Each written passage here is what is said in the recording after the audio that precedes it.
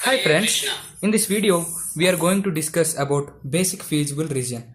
So let us go to the problem. So the question is like, find the number of basic variables and show how the basic feasible region solutions to LPP linear programming problem given below in standard form correspond to the extreme points of feasible region. Okay, for that what we have to do? First we have to know what are the basic variables. So basic variables is nothing but basic variables is equal to number of constants, right? So we are finding the basic variables, so it is equal to number of constants. How many constants are there? This is 1 and this is 2. Okay, so how many constants are there? Basic variables. How many constants are there? 2, right? So basic variables. So the first one is clear, right? Find the number of basic variables. So basic variables are 2. First we have to write this. Okay. Then what we have to do? Then show the, and the question is, and show the basic feasible solutions to linear programming problem. Okay. So this one we have to show the basic feasible solutions. So for that what we have to do? First we have to convert this inequalities to equations. Just nothing but if there is less than or equal to symbol, what we have to do? We have to add the slack variable, right? Let us add x1 plus x2 plus s1 is equal to 40 is a equation. This is a inequality, this is a equation, right? So we have converted the inequality into a equation. 2x1 plus x2 plus s2 equal to 60. Bus. Here we have completed the half of the work. Okay. Now what we have to do after this? Now this is the main step. We have to check for everything, for every variable we have to assign some values and we have to check whether it is feasible or not. Okay. So let me check case 1. Here case 1. Case 1 I am taking as set x1 equal to 0 and x2 equal to 0. If I set x1 equal to 0, x2 equal to 0, listen, x1 is 0 here and x2 is 0 here. So s1 equal to 40, right? s1 equal to 40 and here x1 equal to 0, x2 equal to 0, then x2 equal to 60.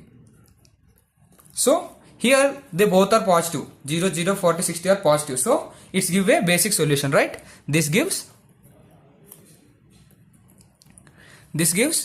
basic feasible solution.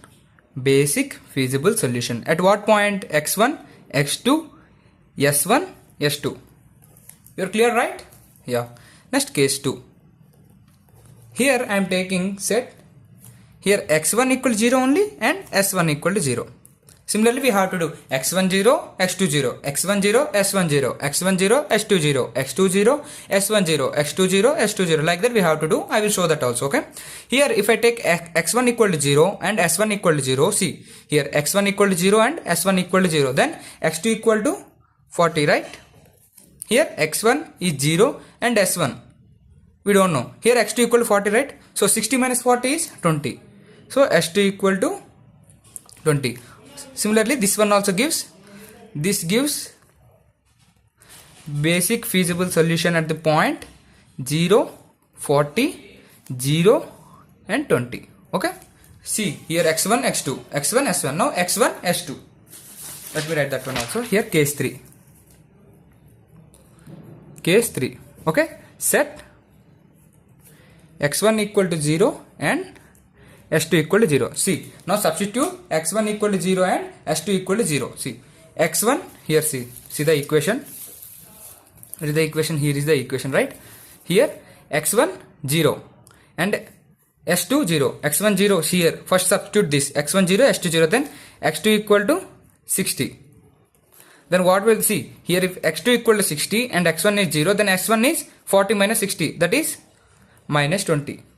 So here if you see we are getting a negative value for s1, right? So what I told, it will, the basic feasible solution is possible only when there all are positive numbers, but here it is negative, right? So this solution is, this is infeasible. The solution is infeasible because s1 is negative, right? Yeah. Now let me go to the case 4. What is the case 4 here? Set here now see x1 0, x1 0, x1 0, x1 x2, x1 s1, x1 s2. Now I am doing x2 and s1. Set x2 equal to 0 and s1 equal to 0. If I write x2 equal to 0 and s1 equal to 0, then x1 equal to 40 only, right? Yeah, 40. What will be the s2 then? See, x1 equal to 40. 2 into 40 is 80, right? Yeah.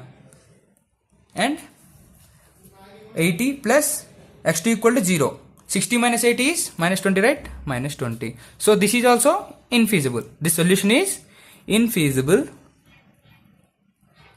because s2 is negative, right? Yeah. Now let me go to the case 5. What is the case 5 here? Set x2 equal to 0 and s2 equal to 0. Then x2 and s2 are 0. See here, x2, s2. Then 2x2, 2x1 equal to 60, x1 equal to 30. x1 equal to 30, right? If x1 equal to 30 and x2 equal to 0, see, x1 30, x2 0, then s1 equal to 10, right? 40 minus 30. Yeah. Now it gives a basic feasible solution or not? Yes, this gives basic feasible solution at the point 30, 0, 10 and 0. Okay, and last case 6. What are the cases we have taken? x1, x2. See, first I have taken x1, x2, x1, s1, x1, x2. So each one completed. Now x2, s1, x2, s2. Everything completed. What are the last remaining? Set s1, s2 there, right? s1 equal to 0 and s2 equal to 0. Then what will the point if s1 is 0? See, where is this question? Yeah. If s1 is 0 and s2 is 0, then what will happen? x1 plus x2 equal to 40. We have to solve the equation first. x1 plus x2 equal to 40 and 2x1 plus x2 equal to 60, right? If we subtract this, then x1 equal to 20. See, if you solve that equation, x1 equal to 20 and x2 equal to 20. Okay, now what is this? So all positive numbers we got, right? So this gives basic feasible solution at the point 20, 20, 0 and 0. Okay, so these are the cases, okay, which give these are the cases which give feasible solutions or not. Okay, now the basic feasible solutions.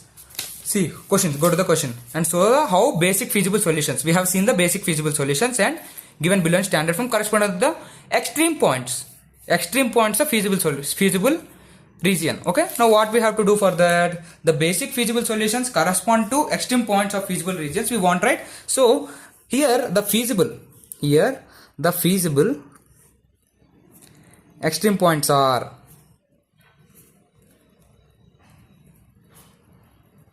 how many are feasible here? 4 cases, right? Case 1, case 2. In 6 cases, how many cases it is feasible? See, 1, 2, 3, 4. 4 cases feasible, right? And what are the points? x1, x2, 0, 0, 0, 40, 30, 0 and 20, 20. These are the 4 feasible points, right? Let me write the point. 0, 0, 0, 40, 30, 0 and 20, 20, right? Yeah. Okay. Then we have to calculate the objective functions z at each extreme point. Okay, we have to calculate the objective function z. What is the z here? See, z equal to 4x1 plus 3x2, right? We have to substitute x1 and x2 in this 4x1 plus 3x2. See, we have to say at 0, 0, what happened? Z equal to 4 into 0 plus 3 into 0, right? Is equal to 0. At 0, 40. Z equal to 4x plus 3, 4x1 plus 3x2, right? 4 into 0 plus 3 into 40, 120. At 30, 0. Z equal to 4 into 30 plus 3 into 0. It is 120. At 20, 20. Z equal to 4 into 20, 80 plus 3 into 20, 60. 80 plus 60 is 140, right? Yeah. Here, where we are getting the maximum value 140, right? So what we can say, maximum of z is 140 at the point. In which point we got 140? 20, 20, right? At the point 20, 20. So this is the final answer and hence it is proved. Hence you find the, see, what we have done or told the full question after reading this question, first we have to find number of basic variables. We told that basic variables is equal to number of constants. We have counted the constants 1, 2. There are 2 constants, that's why we have written basic 2. Okay, and after that what is the question and so how the basic feasible solutions to LPP. See, we have taken 6 cases like x1 x2 0, x1 s1 0, x1 s2 0, x2 s1 0, x2 s2 0, s1 s2 0. All those we have taken, right? So after taking the 6 cases, we have seen the cases in which they are feasible and in which they are infeasible. Okay, and after finding that, what we have to do, we have to find the standard form to the correct extreme points of feasible regions. Extreme points matlab, what are the basic feasible solutions in these cases? At the point, we got 4 cases, right? Basic feasible solutions. So we have to consider that x1, x2 values. We have considered that feasible extreme points are the 4 points where we are getting the basic feasible solutions. After getting the points of feasible extreme points, we are finding the optimum value, maximum value. Yeah, you know, right? We have to just substitute in the main equation z. Okay, yes. Thank you guys.